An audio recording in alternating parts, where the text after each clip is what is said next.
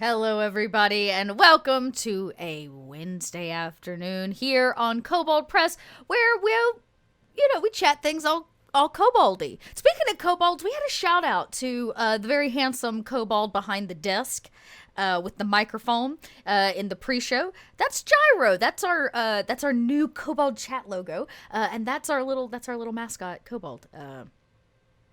Yeah, he's great. We love him. He's awesome. And I guess he's here to stay. So, that being said, let's dive right in. I got some announcements. We've got some cool stuff. I imagine you just watched that video that played, the one that Ginny put together for us. As always, Ginny with her creative master mindfulness. But we just dropped Kobold Guide to Monsters, which is a pretty huge deal. At least for a DM, I think it's a huge deal. Because it is a guide to help you mitigate monsters in your campaigns, from how to use them and how to build them. So it's a pretty sweet thing. Thanks. Yeah, flame on. I did. I told my stylist I wanted to look like fire, and I thought she nailed it. So here we are. And you can go get your hands on it right now over at Kobold Press. Go check it out. I'll drop, actually, I think I did, but I'll drop it one more time. There's a link to the store. It's right there, front page of the Kobold Press website.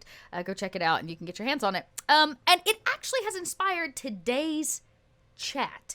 So that leads me into what we're actually here to do today, which is talk all things about DMing with Mr. Trask from the great world of YouTube, coming over to Twitch to grace us with his presence again for a second week in a row as we talk about what it's like to be a DM. I think I took I took a note last week out of chat to talk about being a player too. Maybe the last week we'll talk about being a player. Can I do that? I think we're gonna do that. Mr. Trask is frozen. I'm gonna. Oh, are you frozen? Oh, that was talking to you. To me? Yeah. I thought you were talking to the chat. I thought you were frozen. I never know who you're talking to because I do not see the Twitch over on another screen because I don't have enough money to buy another screen, and my laptop will explode if I do two things at the same time. So I thought you were so stoic, y'all. Can we just talk about that GM face? His DM face was so solid, just like not even moving. I just rolled a crit. You were so frozen. I think maybe so. Last week, chat gave us the suggestion of maybe covering like topics about being a player. So I think maybe we'll say that for the last week that you joined us, which will be week 4. Yeah, it'd be awesome. No, I'm 90% dungeon master, and I'm like stuck in that eternal DMing role. 10%. We talked about that, so yeah. I'd love to talk about being a player, but I'd love to be player even more. So yeah. Well, okay, so good, we'll do that. But today we're back to being a DM. Specifically, we talked a lot about DMing last week, and we kind of talked about how you found Kobold Press and specifically your campaign as it moved into the world of Midgard. But this Kobold Guide to Monsters kind of inspired me to want to talk about how do we set, like, as a GM, tone and aesthetic, and the inspiration kind of at the table, the situational and world build inspiration at the table to get your players like on board, right? To like really feel the world so that they can RP, they can be creative and collaborate and bring things to the table. And as a GM I've been GMing for like 12 years or 13 years or something like that. Long. It's been, it was like, I had to think back. I was like, oh, I've been doing it a while. Which means I've had some very successful attempts at that and some not so successful attempts. And so this kind of, I thought, would be our topic today. And we'll just kind of dive in. So, but I guess before we do, you should introduce yourself, just in case somebody pops into chat that may not know who you are. I am Mr. Tarask, like you said. I always say Tarask. You always say Tarask. No, I always say Tarask. I'm Mr. Tarask, and I always introduce myself as the go-to YouTube channel for people who are interested in third-party Dungeons and Dragons, especially third-party Dungeons and Dragons 5th edition content. So I only have a small collection of official stuff, which is right here, and like these two aren't even official. Like only 4, 5, or 6 are official, and all the rest of them, like 150 modules. I counted them. They're around Wow. 150 books and modules and everything physical, not counting the digital ones. I have them in my collection. I talk about them, I review them, and I just tell people how great they are, because there is so much talent out there. Like people who are creating like enormously good stuff for 5th edition, and it's just awesome, and it needs to be seen, and that's what I do. Mostly reviews, but I always also talk about like the best races to play or the best classes to play from these resources. So yeah, that's what I do. That's amazing. And we need more like you who just want to talk about how awesome we are. We need that. And I love your stuff. Like I've been trolling your videos, I guess you could say. I guess I'm not really a troll if I'm just sitting there watching and not doing any troll like things. But I sit there anyways and watch your videos, and I quite enjoy them. And you have a lot of really interesting takes on things. You bring a lot of energy to the table. So I imagine in all the campaigns that you've like run and played, there has been one that was special. That the chemistry at the table and the way that you helped build the world for your players to be in, and everything was just kind of right about it. Do you have one of those? Well, if you ask that question, something that immediately pops up is like last week I talked about telling my girlfriend to play D&D and then dragging her best friend into D&D as well, right? Which is many years ago, and they started playing D&D with me together with some other people. But I made the campaign revolve around those two characters, like they were the main cast.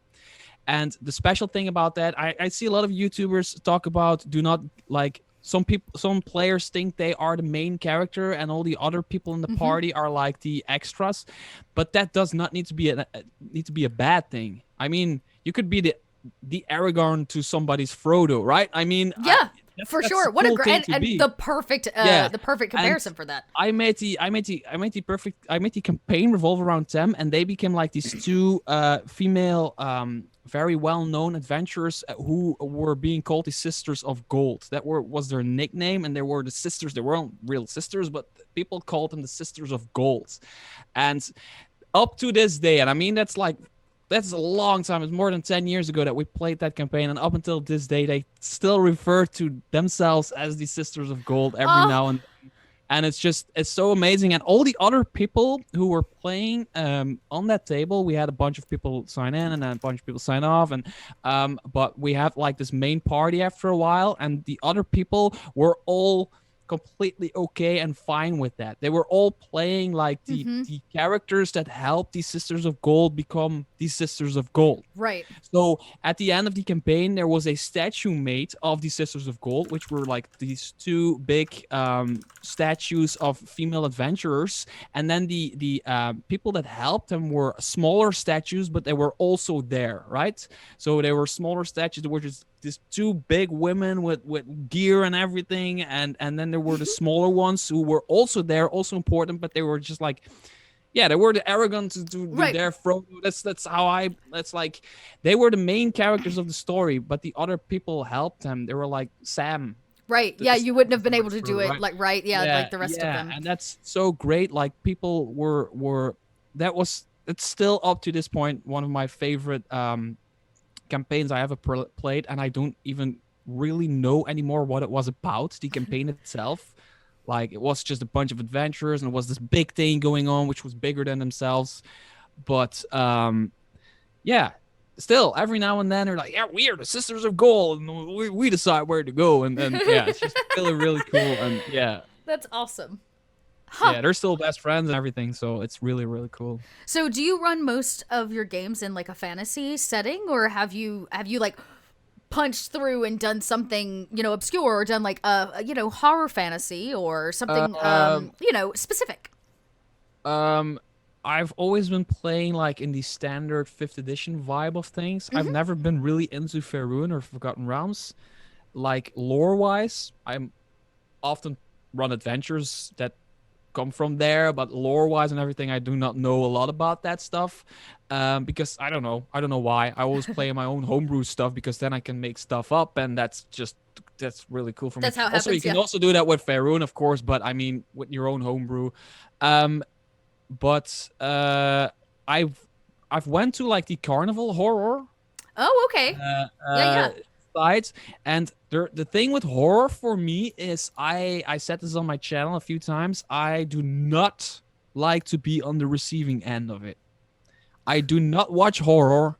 I do not want to hear about horror, and I most certainly don't want to play horror as a player, especially if there's children in there with white, like female girls, like small girls with a doll and a white dress singing songs or something like that. It's, mommy, nope, nope.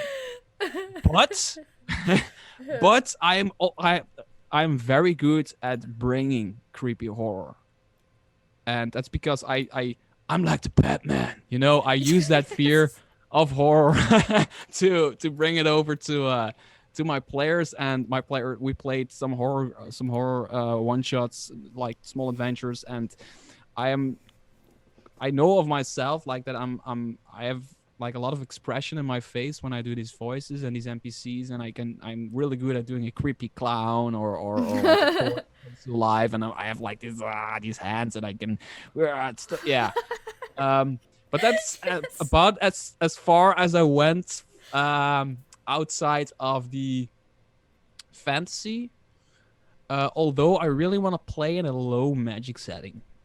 I would really like to Sure. play in like a Lord of the Rings esque setting. There is still a lot of magic in Mm-hmm. there, but it's Yeah. more like no. It's hard to put your finger on it. It's something I would like to try out.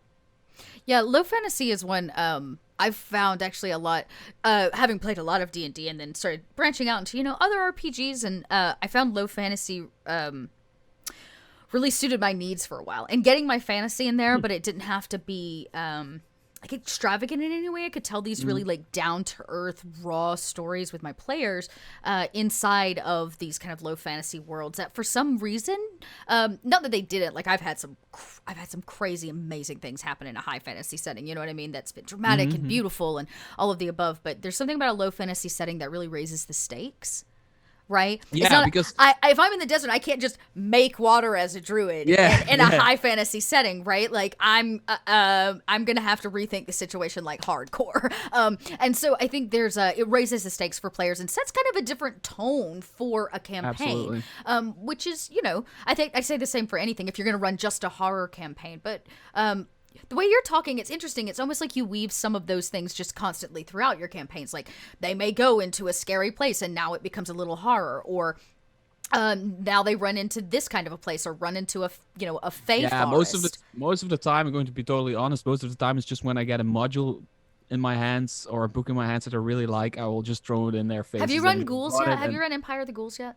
I'm actually one of my there's one person that DMs for me. He's my Oh, greatest hero. If oh. you're watching, Sam, you're my greatest hero. Thank you for DMing for me. And then there is also another person who DMs for me, which is Alex on my Patreon. If you want to play with me as a player or a DM, go to my Patreon page. Shameless plug, because Alex is a great DM. Anyway, but like in real life game, there's like one person who DMs for me, Sam, and he is actually wants to run Empire of the Ghouls. And Yes.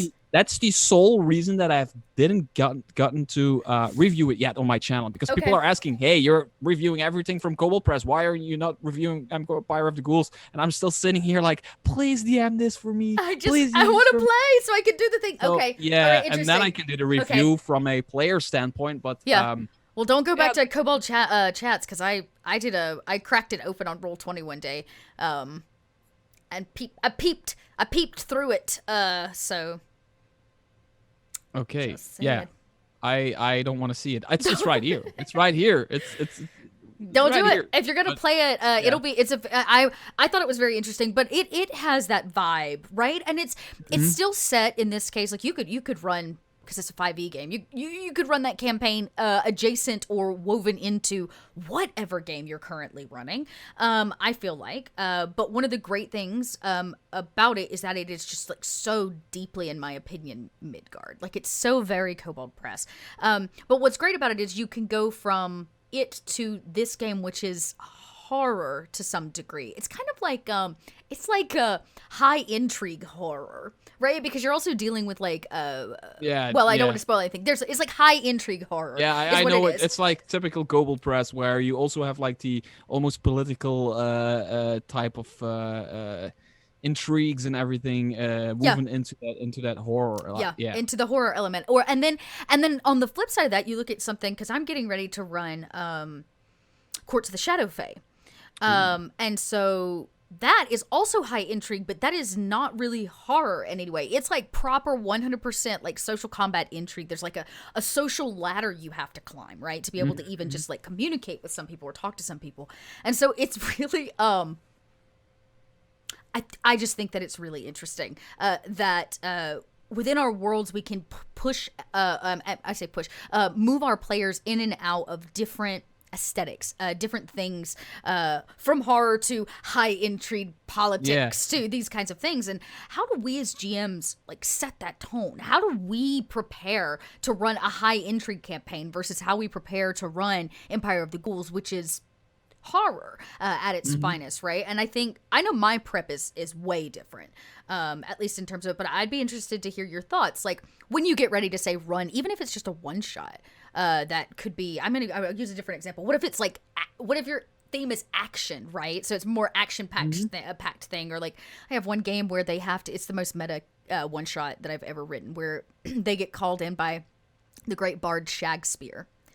And the great bard Shakespeare is requesting them he tricks them, gets them there, and he's basically a drunkard and has lost his way. He's lost his muse, and he needs help writing the next great play. And he wants to do it he wants it to be the perfect adventure play. And the only way to get the perfect adventure play is for all of them to go out and have an adventure and write it as a story. It's kind of this meta ridiculous thing, right? Yeah. And so it's like a totally different twist on things, or the way things are done. And I'd be interested to know, like, how do you prepare one for that, to kind of go from different vibes, we'll call them, at the table, and how do you hook your players, right? How do you hook your players? Like the preparation is a really hard one to answer, because I think a lot of the times it's not preparing your players that does the trick. I know that sounds really ridiculous and cheesy, but if your players do not know that a carnival horror thing is coming up, and then suddenly this carnival comes to town, and they're like, oh, this carnival comes to town, and then all like weird stuff starts. And you start playing this creepy clown, and I don't know. Music helps, especially with horror. Music helps for me. I had like they were in this creepy fun house, and I had like these really, really weird organ music I found on Spotify. Like the creepy organ music on Spotify that I was just playing very softly in the background for that one. So that always helps. Music is like, I mean, there's scenes on YouTube where you can watch Star Wars without the music, and you see what a ridiculous movie that is. And they do that with almost all films. And I'm talking about the original trilogy. I'm a really big fan of them, but they're still ridiculous if there's no music. I mean, music is like the main thing. But something that works for me is like more of a trick, actually. It's something that I heard about somewhere. It's like giving everything, not only NPCs, but every place and every NPC and every room or whatever, giving everything in your world one distinct feature. That's for me something that really works. For example, you have this NPC that stutters. He just stutters. I mean, that could happen. It's just such a simple thing, and people will remember him or her for that. And it's stuff like that. And something that really gets people into a campaign and really start to see it as a movie more, is being very quickly off the bat with NPC names. Like, that's for me the most important thing. If somebody asks me, hey, by the way, what's your name? And they're talking to a random shopkeeper and I don't have a name, I will always be able to answer that within half a second. I will give a name, and I've got a trick for that. Like, it's one of my secrets I've been using. And it's actually I'll show. for example, you have the Tome of Beasts open, right? Right, and you Uh-huh. have like another monster book open, right? And there's just open, and you have them next to you because nobody will ask twice about that. But you having a book open next to you, you're a freaking dungeon master. You always have, oh, guess what? Names. There's names in here. Writer names, and they're like this sounds ridiculous, but this That's works. amazing. This works so well. All I do is look at the names, like Josh Edwards, right? Great name. Yeah, and then I try to find a female name. There's less of those, but I try to find them. I can't not really find one right now, but anyway, like you have like Christine Metzik, and yeah, Christine Metzik, and I will just remember one female name and one male name. I will just remember that one, and we start playing, and then suddenly I need a name, and I will just boom. Christine. It's a female, it's that name. It's a male, it's that name. But then, right, the moment I have like a second off, I glance at the book, I remember another name, and I keep that name for the second one I need. You know what that's like? That's like putting your quarter on the on the joystick game. Or on the pinball machine. It's like being like, I got this for when I gotta have it again. If I can need to re-up my balls, But I know it's a ridiculous trick. And no, it's actually as the Pyro Club said, it's actually kind of brilliant. It's like all the names in the front of all of these manuals we own, all of these books is like another table of names. Yeah. Even though it's credits, it's another table of names. For us, all names, all American names and English names sound like movie names, people who come from movies or whatever. And when we play D&D, I speak Dutch as my native language. I do all the scripted stuff in Dutch, but I do all in-game stuff in English. So for us, we watch English movies, we watch English TV. So for us, the game is separate from the descriptive stuff, right? So the game actually is in English like we watch movies. It's really weird to explain to somebody who's native English speaker, but so all the names actually sound cool to us, like most of these sound cool to us, like sound movie-esque to us. So that's something I do that every session. Sometimes I don't even need an NPC name, but I got two in my head. It's really remember two, like a female and a male. There's always a book open next to you, right? I mean, yeah. And at the front of every book is what? Yeah. Other than a list of people writers that and illustrators and that you have like blown my mind. That is a great tip. That is a great tip, because I'll tell you, one of the things I am the worst when it comes to coming up with NPC names, because my players are the kind of players where I'm like, okay, I definitely don't need today is going to be a combat day. Like, I know it. I know they're going into combat. And instead, they'll switch that around and want to question every person in this village.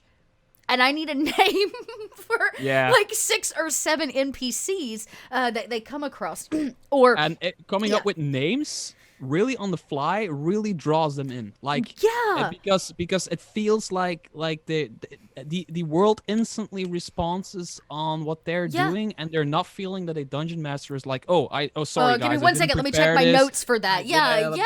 No, I got it, it's this, and boom. It's freaking great. I love that. That's such a great tip. That's such a great tip.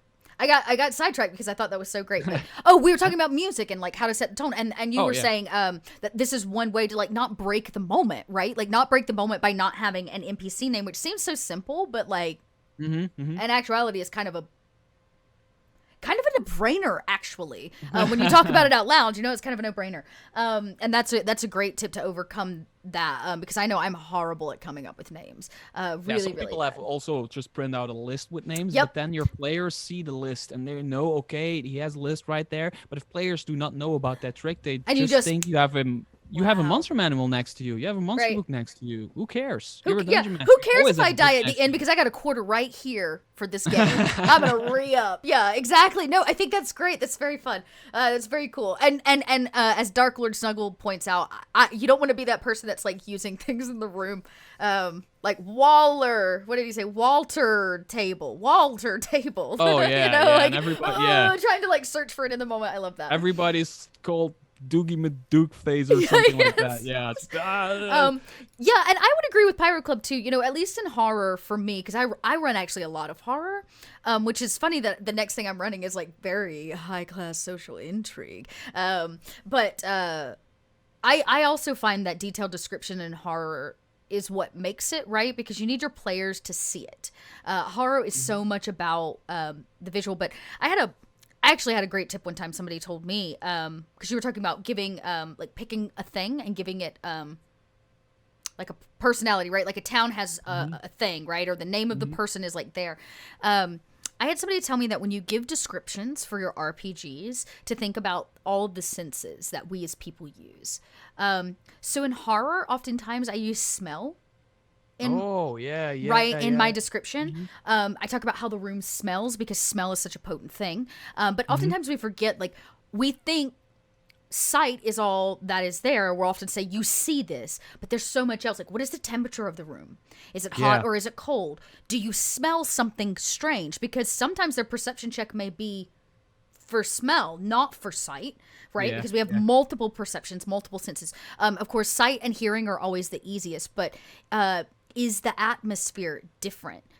How is your breath? Like, can you, is it, like I said, cold or warm, but like, is it hard to breathe? There are all kinds of different things that you can do around the senses to expand their experience in the world you're like trying to create or in the moment you're trying to create. That's and a taste, good one. yes.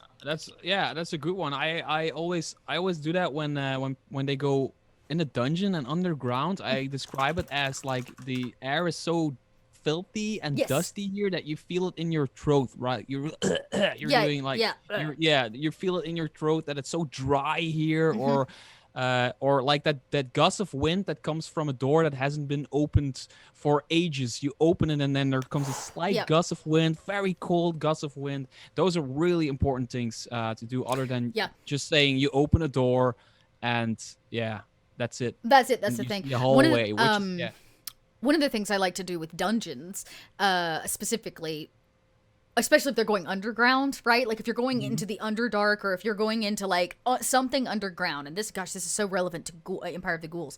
And you spend, but you go under for a while, right? You go under the ground, maybe you go into this dungeon that hasn't been, this crypt that hasn't been creeped open, and let's talk about this. And you and your party, and the amount of time it takes you to get through this dungeon, take how many long rests? I as a GM want to do the math on that, right? Like, let's say you take 4 long rests. A long rest is 8 hours. Yeah, that's 4 8, days. 16, 24, 32. 32. That means you spent 32 hours in this place. You have not had fresh air in 32 hours. Which, in the dungeon piece, is not important. It's not important until you get out the other side. Wait, but isn't, like, you're only counting the long rest? The long rest hours. It could be longer than that. Yeah, because you cannot do 2 long rests in back one to day. back. Yeah, so you would have to do at least 4 days alone. Yeah. In this dungeon. So even more than that, right? And then you end up coming out the other side of this crypt or this dungeon to have fresh air for the first time. Yeah, and you're like, right? Like that moment of just like, oh, that's what it feels like to breathe real oxygen and not like dead body crusties. You know what I mean? Like that's the kind of experience where you can give your players kind of this tangible thing. And I think oftentimes GMs can make that mistake of telling their players how they feel in a moment instead of setting them up to feel how they feel based on the stimuli that is around them. I actually had sorry. Go ahead. No, that was it. I actually had a great encounter, which sadly got a player character killed this week in my party, but with a shadow creature, right? Oh.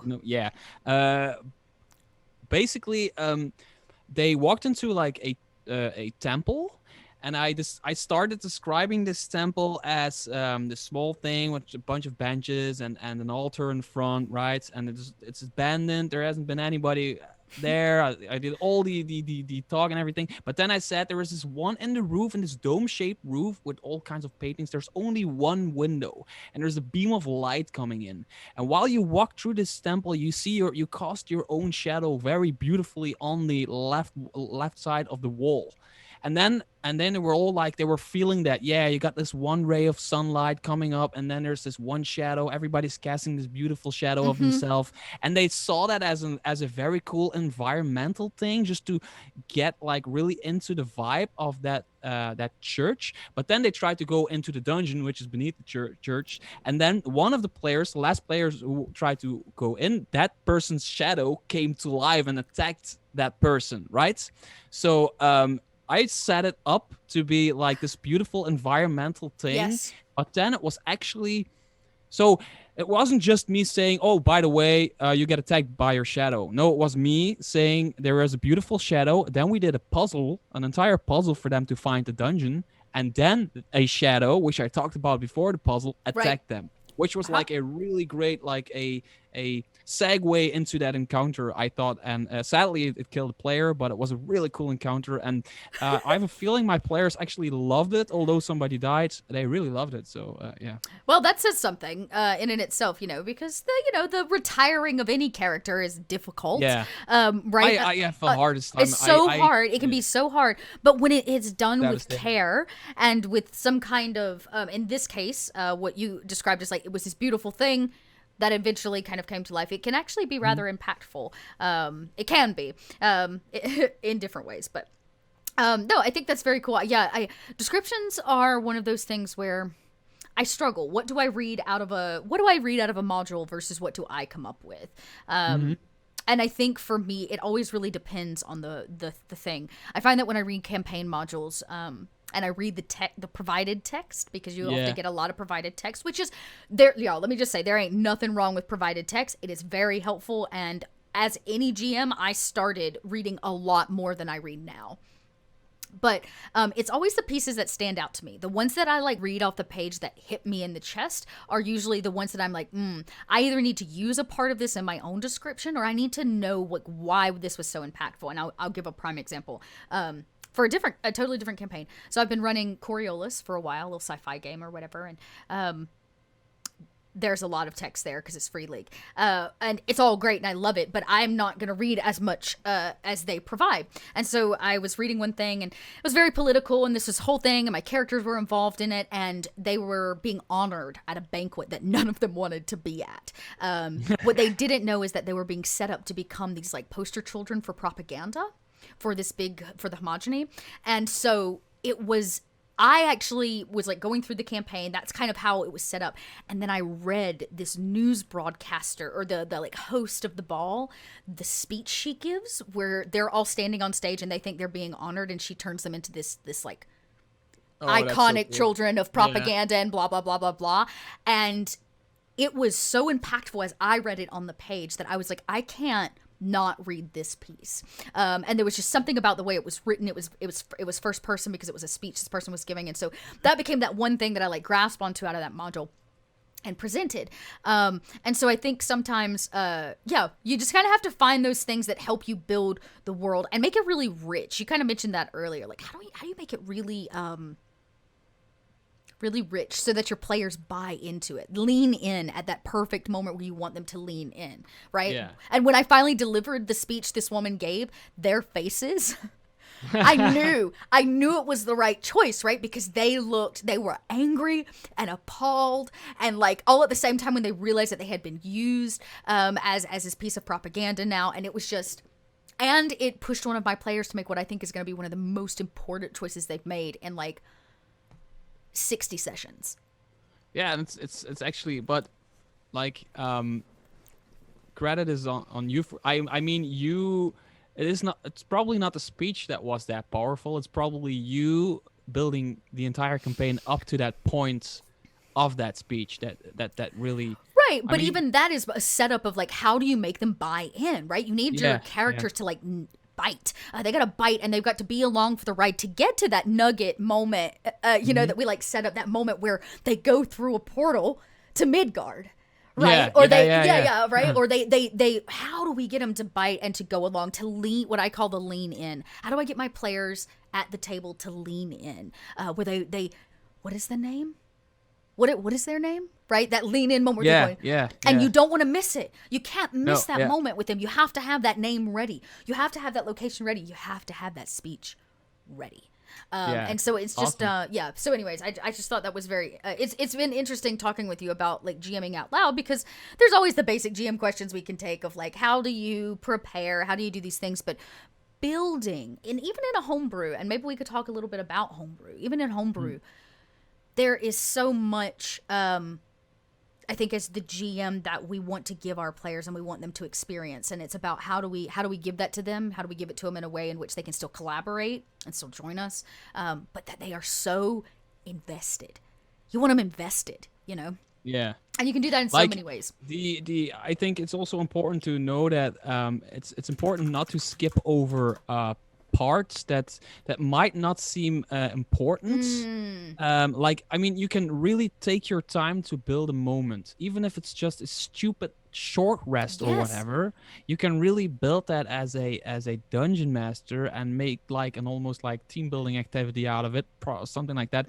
Like if somebody casts, I don't know, if somebody casts Song of Rests, that person can go like, I cast Song of Rest. Everybody gets a d6 extra for the short rest. Or you as a dungeon master can like describe that person sitting on a rock, taking their loot out, just biting one more bite from their sandwich you're eating, drinking just a little bit of wine, and then they strum the most beautiful chords on a lute you have ever heard. It just goes through the entire dungeon and it echoes, and it's just like a person playing saxophone in a subway, like that kind of perfect sounding instrument. He strums it a few times, starts singing in this perfectly pitched voice, and you feel so perfectly well rested from just sitting on your butt for 15 minutes. You feel so well rested that you can roll your extra d6, and that's a completely different way from taking a short rest than it is just saying, yeah, roll an extra d6. And I think it's really important to take those parts and Yes. like, for example, one of, like, subjectively speaking, one of the greatest movies ever made is Jurassic Park. Even if it's not your style, like the pacing of it, Yes. like it is The pacing just, and I mean, structure is yeah, it is just perfect. It builds up to these, like this dude sits on the floor, he sees these dinos walk in herds, and he's like, they move in herds. Like he just found out that Like, that yeah, his type of mind was- dinosaur moves in freaking herds. Yep. I don't know. The director, like Steven Spielberg, came up with like this person cares that much about something that seems so ridiculous to other people. Yeah. And that's why it's really important to kind of like everybody their moment and like really build on that. And Yes. and it's hard to put your finger on pacing and, Yes. and like what you say, the leaning in moment, which is a really beautiful term to describe it. It's really hard to put your finger on it, but it's just take your time. Like if you read a Tolkien book, if you read Lord of the Rings, he can describe a mountainside. He can do it for 2 pages. And Right. I was about to say, the way he talks Yeah. about food is yeah, some yeah, would it's consider just- problematic, you know? Like Yeah. Like, if pages I- of descriptions of meals. If I read Harry Potter, I still want to know how butterbeer tastes like. And I know there is a butterbeer commercially in the real world just to sell that stuff. I know, but that's not what I want. You want I to know want the to, butterbeer. like, from the Harry Potter universe, the butterbeer, right? Because who cares about butterbeer? Like, if the writer would come up to me, is like, yeah, there's butterbeer in Do you my know- do setting. you know- I was okay. like, okay, great, there's butterbeer in your setting. There but are then 2 she writes pieces about it, and of then, iconic food. And for the record, I think next week we're gonna have to do iconic stuff, because very clearly we are on a pop culture, like, same mainstream Sorry. stream here. Sorry. No, it's great. I love it because I know our minds are in the same place. We're gonna just have to talk about like influences and how we bring our influences into our games, because like pop culture, movies. We've talked a lot about movies. Like how many references have you and I made alone, right? We'll have to talk about. We'll just have to talk about that next week, because I think that is just such a. Oh, and somebody mentioned like mythologies. How do we bring mythologies or mythos into our stuff? But you're right. Like the pacing is so difficult, and it can be very hard to put your finger on it. But Trooper in chat makes an interesting point, and I'll read this one because I think it's really great.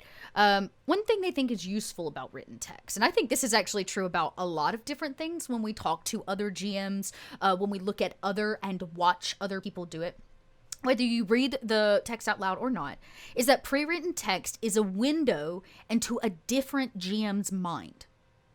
And having access to different GM's mind can always be used to give one more insight into one's own mind, reading others helped me learn about how to GM. So I think that that's so very true. Like that text was written by somebody who's definitely a GM. The one that I read that impacted my characters and kind of was this peak moment, right? And it impacted me even when I just read it on the page and I thought, oh, this gives me ideas. This inspires me. Now let me put my dot version on, like on top of it or whatever.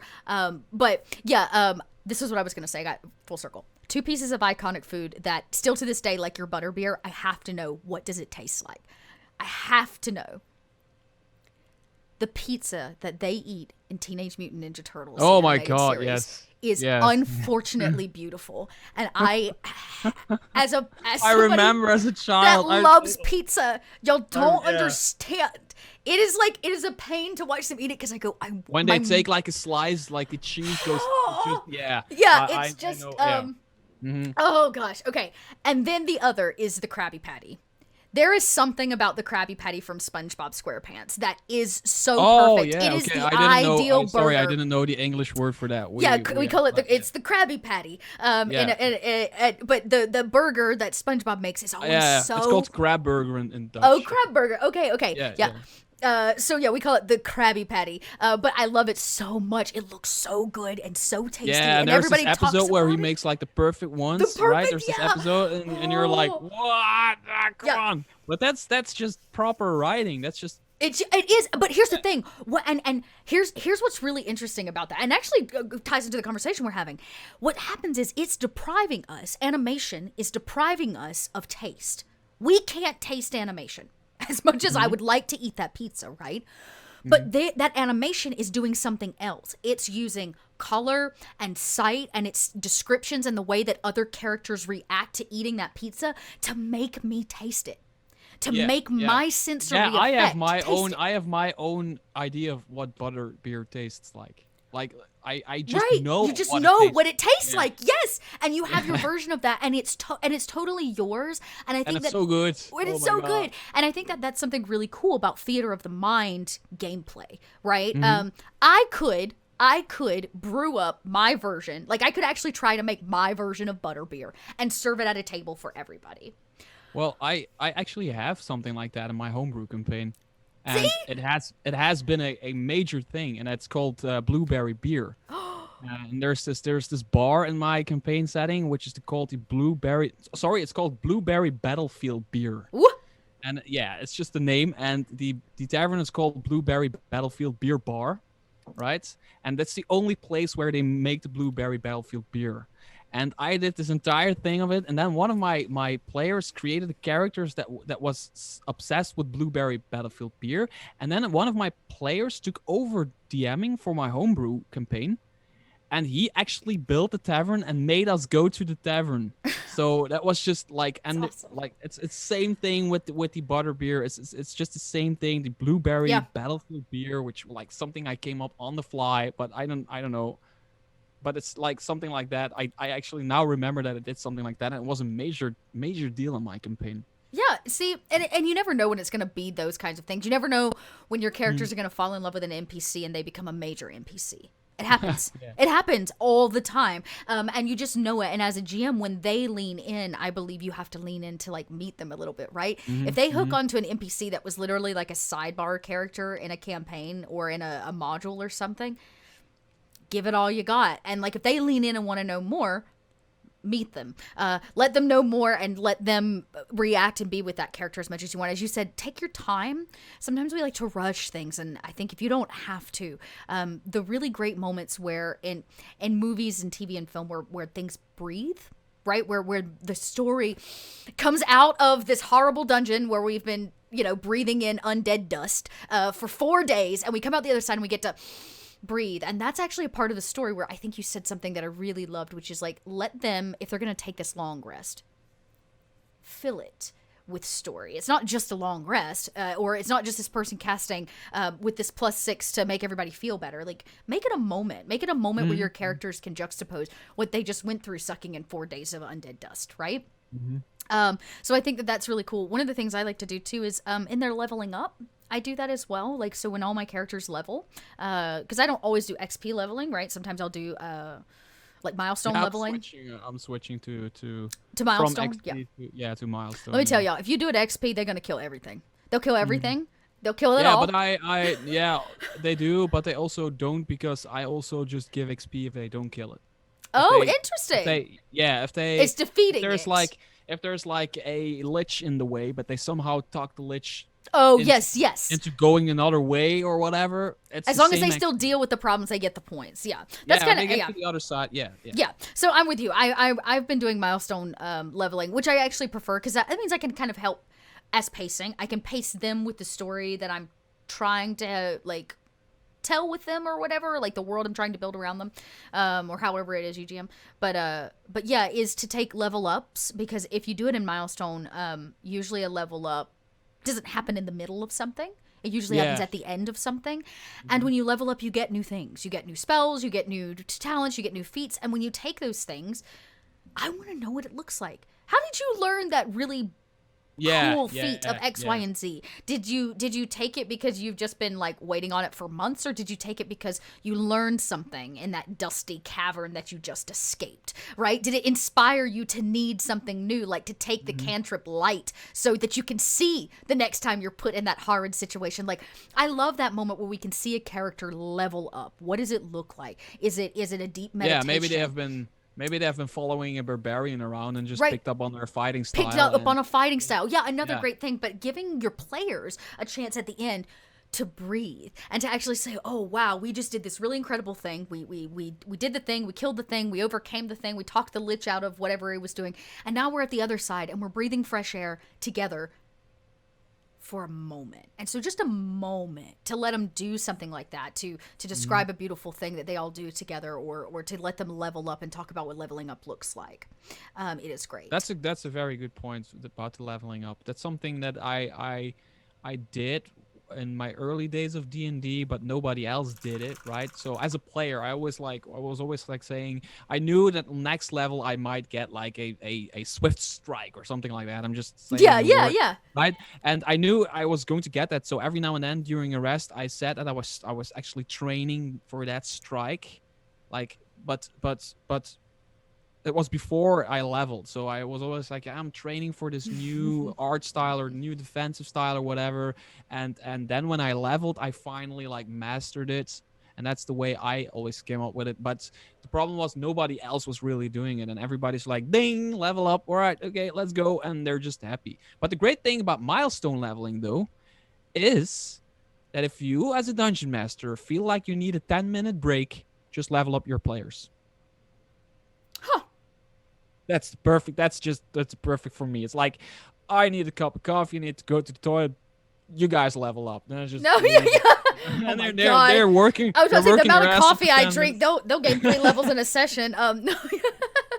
That's awesome. Okay, so we are rounding up here at the end. We're in our last little 10-minute spurt. Damn, these goes fast. Don't they though? But we have been talking a lot. So chat. Yes. If you are watching, yes, we had a question. We are live. If you're watching this on YouTube next, we're not. But you can ask us some questions. So get those questions in chat. Since I have bad eyesight, please make sure you put question before it so that Dot can see it and I don't miss it. But we should be able to swing 1 or 2 questions here in the next 10 minutes and see if we can't get them answered. You know what we've been talking about, GMing, DMing, whichever you prefer, and kind of what it's like to be a GM, to set the tone, the table, to make the world what you really want it to be. Because I don't know about y'all, but I've run a lot of campaigns and not all of them have been the same. So now's a good time. Something that I really want to say is what really helps you as a dungeon master to bunch of players who surrender to you as the dungeon master, and who are like, they are almost showing up with a bag of popcorn and like, yeah, I'm gonna watch a good movie. I don't care what it's about. I just want to watch a good movie. That mindset from a player is perfect for a dungeon master. Like, just surrendering yourself to like, if my dungeon master wants to run horror, then we're doing horror because he's probably comfortable with doing horror, so he's going to have a lot of fun, which means I'm going to have a lot of fun. So that's actually something I think is really important from a player perspective, to just show up with an open mind and just watch a good movie and be the character in that movie. Yeah. Um, well, we are going to wrap because for whatever reason, Oh, Twitch is I'm being a sorry. little strange. Wait, it's starting. We should be back live now. Oh, Good news is, I hi. recorded everything you just said. Wait, right when questions need to start, tell us, are we back? Tell us, are we back? Looks like I was Streamlabs had a hiccup and decided it needed to reboot everything. But I think we're good. We are back. We are back. Yes, wonderful. We still are going to take questions. So if you missed a little bit, don't worry. I recorded it, which means the fresh copy is going to head over to YouTube without the crash. But yes, I'm glad to know we're back. somebody needs to edit that. Edit it. Oh, don't worry. The clean version that I got with all of your words is going to go over to YouTube. We'll just have a little strange version here on Twitch for a bit, but we should be back. So we are going to take questions. Do we have any come through? Questions? Yes. When you homebrew a new PC character, race, or magic weapon, how can you determine if the character or the item is too powerful or just right?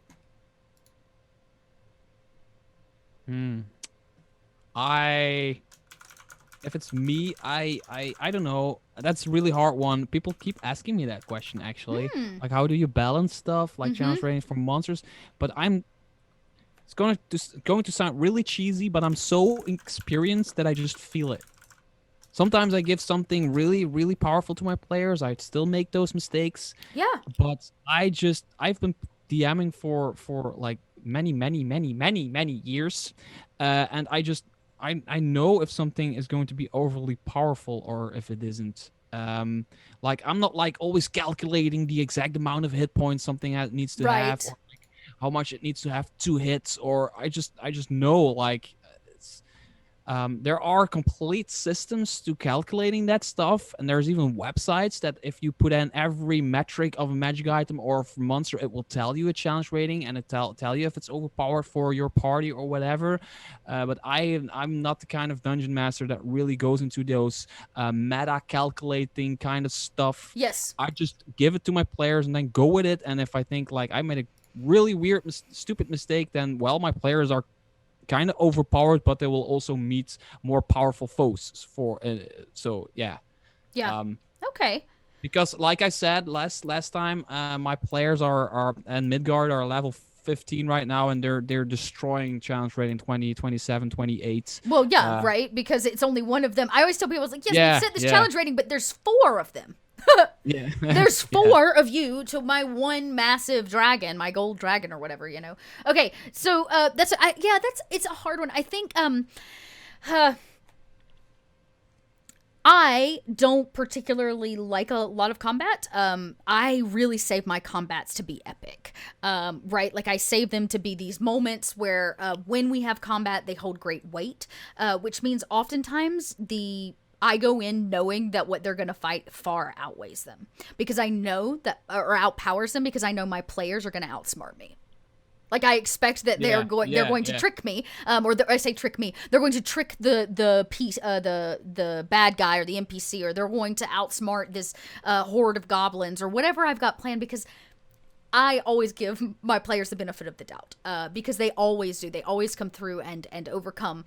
And so I think for me, I always go way over. Like, I will repeat, I've never had an encounter where I over prepared, meaning I had like monsters or creatures that like were way over them, and my players didn't actually come out the other side. Sometimes we might lose one PC, right?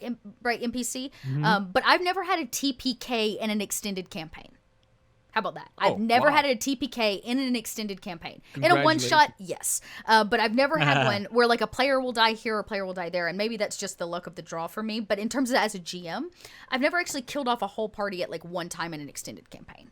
Well, it's really hard to do that in 5th edition. It's very hard, right? Killing an entire party, then you know your encounter was overpowered. Yep. If you kill an entire, or just like you rolled 7 crits in a row, then of course I can understand. But yeah, for magic items, because the question person asking the question also asked about magic items. For magic items, is just for me the main thing is if you give a magic item a feature, also give it a negative one. Yep. It's really as It's simple as that. simple. Yep. It has to Yeah. have a drawback.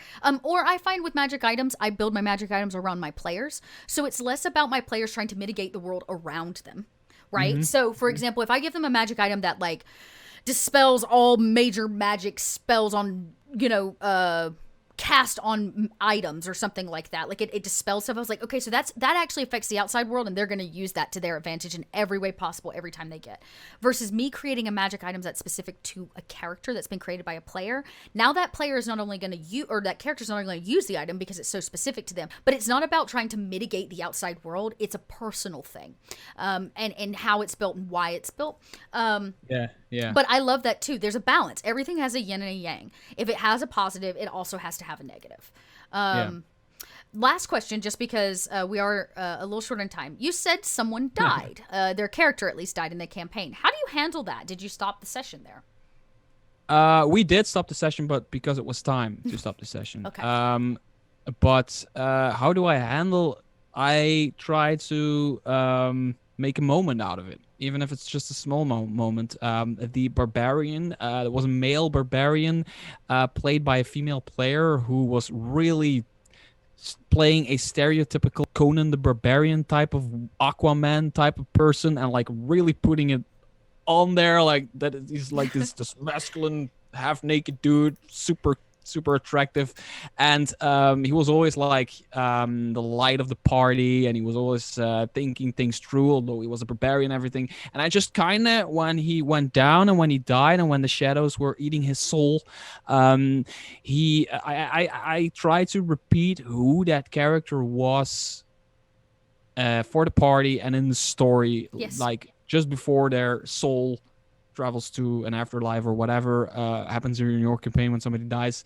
I'm just like, this is the moment that we say goodbye. Of course, I do it in Dutch, which is more natural, but this is the moment we say goodbye to Archer, who was, of course, the shield that guarded all of you through these difficult encounters, the person that was rowing the boat while you were out on the water, the person making jokes when you were talking to the king. And I try to repeat all that stuff. And then most of the time when I do it right, it becomes like really quiet at the table.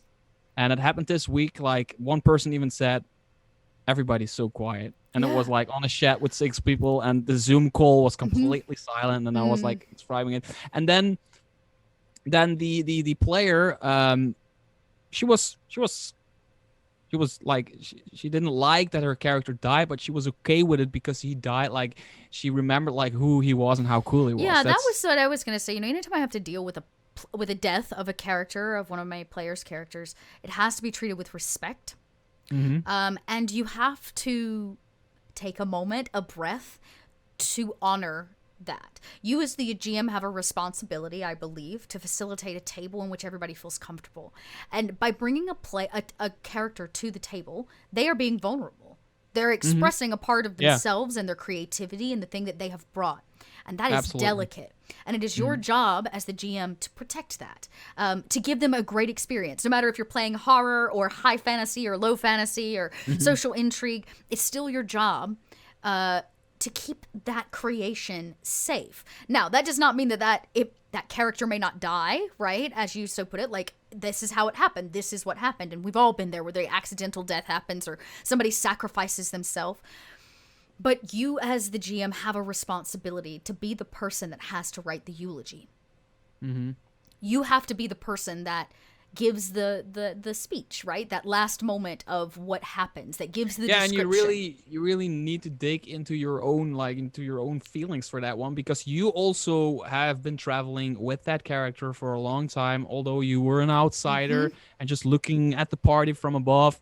You've been the one who was watching the movie as a dungeon master, which is really, really weird, because as a dungeon master, you are watching the characters from afar. It's actually the place of, I say it's the place of the director, but that's not really it either. You're kind of like a mix between the director and the audience. Yeah, it's really weird, but like the way it makes you feel if that character dies, if you bring that feeling to the table, people will feel that, and people will automatically pick up on that, and like most of the time, and it's just just great. I mean, this barbarian archer, he died from a freaking shadow who backstabbed him, which is really shitty way to die. Yeah. But no, he actually, well, he died. The shadow backstabbed somebody else, and he came in for the rescue and then died because his own shadow backstabbed him. Anyway, yeah, that's the way I try to deal with it, which is, and I think that's you beautiful. learn it while you go. Yeah, and it does. You just have to be like, you have to recognize that if they are coming to the table, giving this thing to the table that they've made and created and poured all their love and heart and soul into, and they're about to be vulnerable and open up, when that book closes, that thing perishes, you have to give it back to them, and you want to give it back to them with as much love and respect as they brought, and vulnerability as they brought. And so, as you pointed out, I think how you handled that's beautiful. You give them this big out, right? This moment at the end where their death is meaningful. That character, it doesn't have to be huge per se. I mean, it can be like a small thing that happened in a big world, but that's the reality of it. But that's the reality of death in actuality. Wow. Yeah. Because if I die tomorrow, then, well, I'm just a peck of dust in a galaxy. It's the smallness, it's the reality, and that's what makes it cool. And I always see character death as like the first character death in Lord of the Rings, which is Boromir. Who dies from all those arrows. Just see how Peter Jackson in the movie just tells that story of him dying, of just being pierced by all those arrows. And then comes the weird moment that you need to tell your character, your player, that do not come up with a other character that's basically the twin or the brother or whatever. Don't be the Faramir to somebody's Boromir, because that's what they do in Lord of the Rings. Just Boromir dies, and then the next movie there's this other dude who happens to be his brother, and he's just, it's the same. Yeah. It's just So I don't know. This has been very cool. It's been a cool chat, because I think I don't know, it highlighted a few things, and hopefully the audience found some of that information super useful. I know I did. You blew my mind with the names at the front of the book. Like, that's it forever. That will now be like a new thing that I do. Wait, where can I copyright that? I need to copyright. Yeah, you need to put that. Like, I'm telling you, you better just like trademark the hell out of it. So, anyways, that is our Kobold chat for the day. So, strange apologies for the odd Streamlabs hiccuped, and then it was going offline, coming online. It was very strange. Thank you for joining us. If you are a new follower or subscriber to Kobold Press, thank you so much for being here. If you want to learn kind of more about us, go check out social media. You'll find us everywhere as Kobold Press. And don't forget, we do have the store where you can get your hands on merch and books, including some of those beautiful ones that's on the shelf behind our guest there. And recently, we just dropped the Kobold Guide to Monsters. So if you want more of these kind of GM tips, if you want some more ways and helpful hints to, mitigate the needs of a GM when it comes to monsters, from building your own to, as you said, balancing out the table. We had that question earlier. This book is full of interviews with professional writers and GMs, and it has that advice for you. So go check it out. And and before we go, tell everybody who you are, where we can find you when you're not over here for the next couple weeks chatting with me. I am Mr. Drosk, and if you like third-party content, D&D content, 5th edition content, then my YouTube channel is the place to go, because I talk about that, and 90% of what I do is about third-party Dungeons & Dragons 5th edition content. So make sure to go over there, subscribe, because you probably don't know it, but it really helps a small YouTuber out if you hit that subscribe button. So just go and do that right now. I'll wait. I'll just sit here and wait until you do that, and then come back to the chat and say you're done. I was gonna say right there. There's a YouTube link just on the other side of this here Kobold Press mug. You can go check out his content, and I highly suggest that you do, especially if you're wanting to know more about Kobold Press's product. You do a lot of reviewing of our stuff, so don't ruin anything for yourself.